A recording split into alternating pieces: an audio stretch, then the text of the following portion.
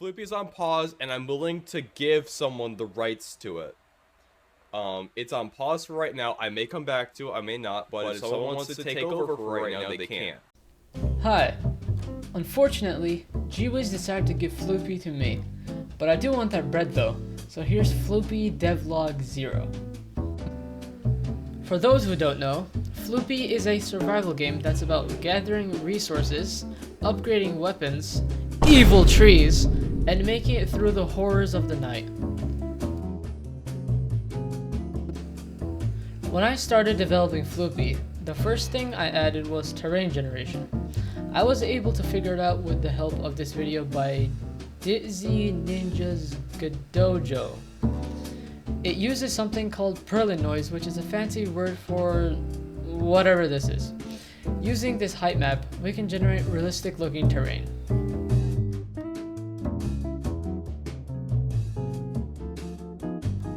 I cleaned it up a little bit by adding trees and textures. The trees were pretty simple to implement. I just looped over every point on the terrain mesh and set a random chance to spawn a tree.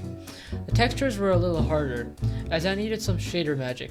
In the end, I got both of them working and now the terrain was looking good.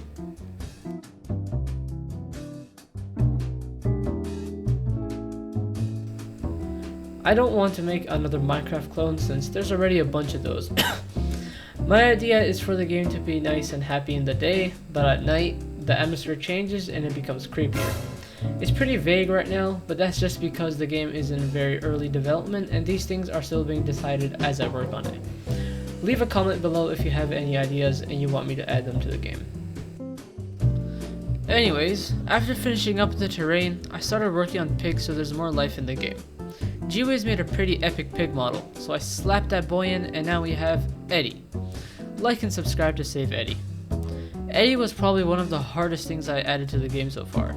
At first, it seemed like it was going to be pretty simple, but I encountered issues such as this,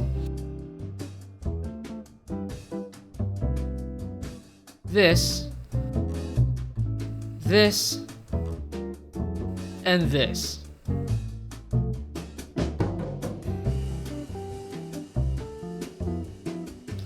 After a couple of weeks of banging my head on a wall, I finally got Eddie working pretty well, and honestly, I'm pretty proud of it. Sometime in the future I might rework him, but for now, I'm leaving him as he is.